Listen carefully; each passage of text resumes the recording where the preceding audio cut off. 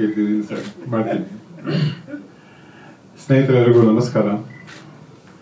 ಒಬ್ಬ ಅಪರಿಚಿತೆ ಅಂತ ಬಂದಿದ್ದು ಪರಿಚಿತ ವ್ಯಕ್ತಿನೇ. ಅಪರಿಚಿತ ಮಾಡ್ತೀನಿ ಬರ್ತೀರಾ ಅಂತ ಕೇಳಿದಾಗ, ನೀವು ಪರಿಚಿತ ಆಗಿದ್ದೀರ, ಹೇಗೆ ಬಂದಿದೆ ನಾನು ಅಂದರೆ, ಇಲ್ಲ ಕತೆ ಹೇಳಿದೆ ಅಂದರು. ಕತೆನ ಏನು ಮಾಡಬೇಕು ಅದಕ್ಕೆ ಅಂದೆ. ನಿಮ್ಗೆ ಹೇಳಿದ್ರೆ ಏನು ಮಾಡ್ತಿರೋ ಏನೋ, ಬೈತಿರೋ ಏನೋ ಅಂತ ಶುರು ಮಾಡಿದ್ರು. ಏನು ಅಂದೆ, ಪಾರ್ಕ್ ಮಾಡ್ತೀರಾ ಅಂದರು. ಒಂಥರ ಕಣ್ಣೆಲ್ಲ ದೊಡ್ಡದಾಗಿ ತಗೊಂಡೆ. ಯಾಕಂದರೆ ಸಿನಿಮಾ, ಸೀರಿಯಲ್ ಓಕೆ, ಸಿನಿಮಾ ಬಹುಶಃ ಕೋವಿಡ್ ಬರೋಕ್ಕೆ ಮುಂಚೆ ನಾವು ಮಾಡಿದ್ದು, ಆಮೇಲೆ ನಾವು ಮಾಡಿಲ್ಲ.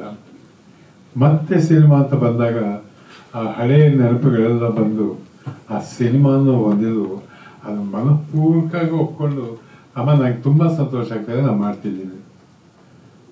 ದಯವಿಟ್ಟು ಸರ್, ನಾನು ನಿಮ್ಮನ್ನ ಹೆಸರೇನು ಅಂತ ಕೇಳಿಲ್ಲ, ಕಥೆದು ಅದನ್ನು ಪರಬೇಡಿ. ಯಾಕಂದ್ರೆ ನನಗೆ ಸಸ್ಪೆನ್ಸ್ ಇರಬೇಕು ಅಂದ್ರು ನಾನು ಸಸ್ಪೆನ್ಸಲ್ಲೇ ಇಟ್ಕೊಂಡಿದ್ದೀನಿ. ನಾಳೆ ಅಲ್ಲಿ ಶೂಟಿಂಗ್ ಹೋದಾಗ ನನ್ನ ಹೆಸರು ಇರ್ತಾರೆ, ಅವಾಗ ನನಗೆ ಗೊತ್ತಾಗುತ್ತೆ. ಬಟ್ ಏನಂದ್ರೆ, ಒಂದು ಮೆಸೇಜ್ ಕೊಡೋದಕ್ಕೋಸ್ಕರ ಅದಕ್ಕೆ ಸುಮಾರು ತಿಂಗಳ ಪ್ರಯತ್ನ ಮಾಡಿ ಮನಸ್ಸಲ್ಲಿ ಕತೆ ಮಾಡ್ಕೊತಾ ಅದನ್ನ 10 ಜನರ ಜೊತೆ ಡಿಸ್ಕಸ್ ಮಾಡಿಕೊಂಡು ಅವ್ರಗಳ ಅಭಿಪ್ರಾಯನೂ ತಗೊಂಡು ಅದನ್ನು ಎಲ್ಲ ಸೇರಿಸ್ಕೊಂಡು ಇದು ಮಾಡ್ತಿರುವಾಗ ನಾನು ಕೇಳಿದೆ, ಸುಮಾರು ಎಷ್ಟು ದಿವಸ ಆಯಿತು ನಿಮಗೆ ಕತೆ ಮಾಡೋಕ್ಕೆ ಅಂತ. ಆಯಿತು ಸರ್, ಒಂದು 4-5 ತಿಂಗಳಾಯಿತು ಸರ್ ಅಂದರು.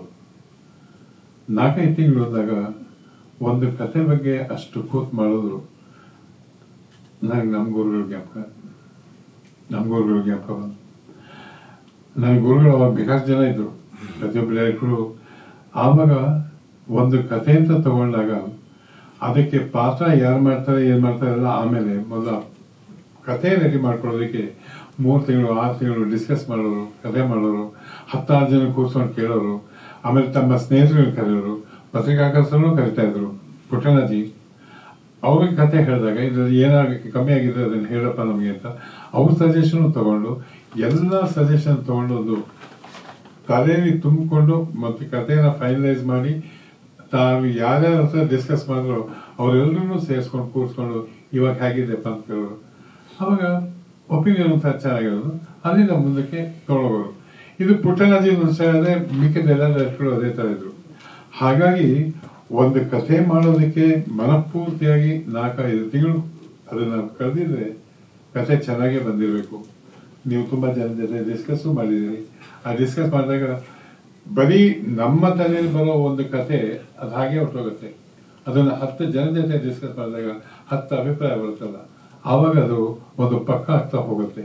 ಅಂತಹ ಕತೆ ಮಾಡಿದ್ದೀರಿ. ನನಗೆ ಇನ್ನೊಂದು ಭಾಳ ಸಂತೋಷ ಆಗಿದ್ದು ಅಂದರೆ,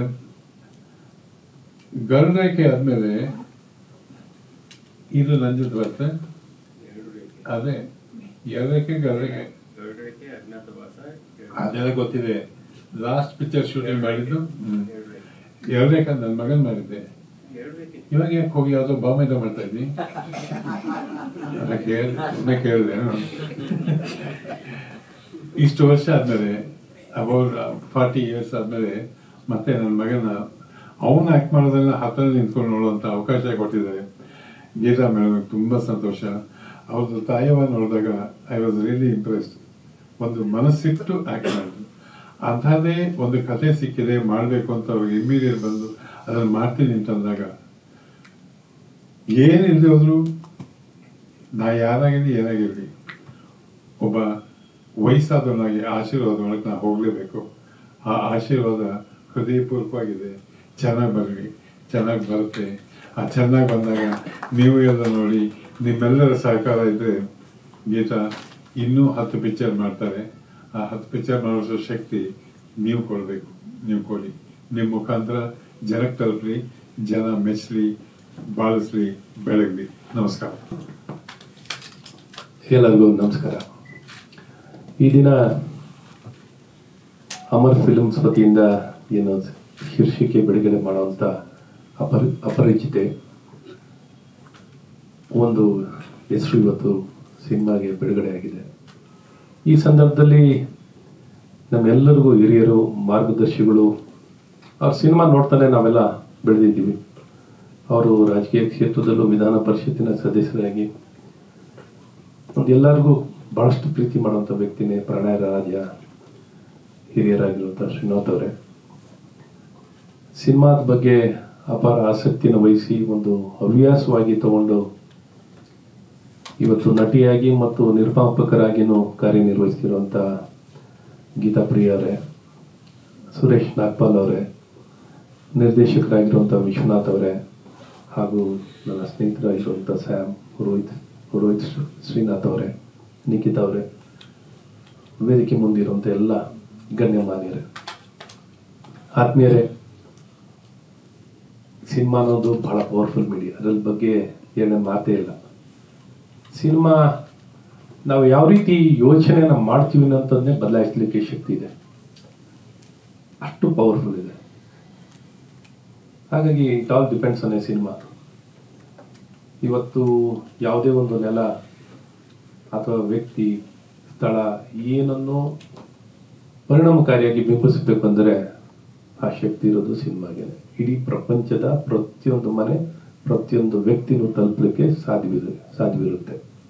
ಹಾಗಾಗಿ ಇಂಪ್ಯಾಕ್ಟ್ ನಮ್ಮ ನಾಡಿನ ಸಂಸ್ಕೃತಿ ಆಗಲಿ, ನಮ್ಮ ಸಾಮಾಜಿಕ ಜೀವನವನ್ನು ತಿಳಿಸುವಂಥದ್ದಾಗುತ್ತೆ. ಹಾಗಾಗಿ ನಮ್ಮ ಸಿನಿಮಾ ರಂಗಕ್ಕೆ ನಾವೆಷ್ಟು ಶಕ್ತಿಯನ್ನು ತುಂಬಿಕೊಂಡ್ರೂ ಸಾಲಲ್ಲ. ಸಾಫ್ಟ್ ಪವರ್, ಯಾಕಂದರೆ ವಿಜುವಲ್ ಮೀಡಿಯಾಕ್ಕಿರೋ ಶಕ್ತಿ ಇನ್ಯಾವುದಕ್ಕೂ ಇರಲಿಕ್ಕೆ ಸಾಧ್ಯವಿರಲ್ಲ. ಹಾಗಾಗಿ ಭಾಳಷ್ಟು ಆಸಕ್ತಿಯಿಂದ ಸಾಮಾಜಿಕ ಸಂದೇಶ, ಯಾಕೆಂದರೆ ಸಿನಿಮಾ ಒಂದು ಭಾಗ ಕಮರ್ಷಿಯಲು, ಇನ್ನೊಂದು ಭಾಗ ಸಾಮಾಜಿಕ ಸಂದೇಶ ಬಹಳ ಪ್ರಮುಖ ಪಾತ್ರವನ್ನು ವಹಿಸುತ್ತೆ. ಅದರಲ್ಲೂ ಬೆಳೀತಾ ಇರುವಂಥ ರಾಷ್ಟ್ರ ನಮ್ಮದು.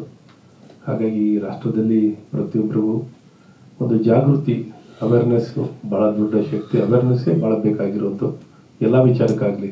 ಪ್ರತಿಯೊಬ್ಬನು ತನ್ನ ಬದುಕನ್ನು ರೂಪಿಸ್ಕೊಳ್ಳಿಕ್ಕೆ ತಿಳುವಳಿಕೆ, ಅರಿವು ಬಹಳ ದೊಡ್ಡ ಪಾತ್ರ ವಹಿಸುತ್ತೆ. ಹಾಗಾಗಿ ನಾನು ಗೀತಾ ಪ್ರಿಯ ಅವರಿಗೆ ನನ್ನ ಶುಭಾಶಯವನ್ನು ಕೋರ್ತೀನಿ ಮತ್ತು ನಿರ್ದೇಶಕರಿಗೆ ನಿಮ್ಮ ಪ್ರಯತ್ನ ಭಾಳ ಚೆನ್ನಾಗಿರಲಿ.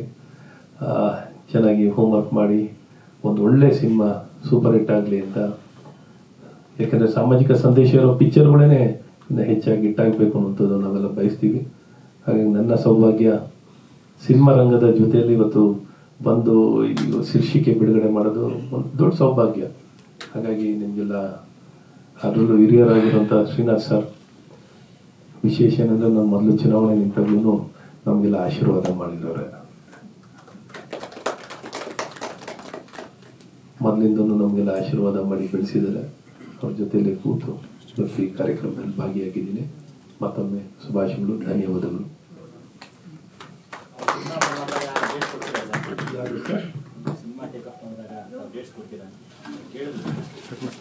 ಸಿನಿಮಾ ನೋಡ್ತೀನಿ ಸರ್,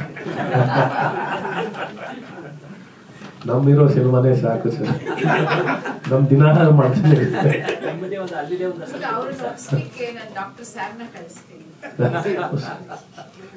ಸ್ನೇಹಿತರು ಸ್ಯಾಮ್ ಅವರು ಇದ್ದಾರೆ ಇಲ್ಲೇ.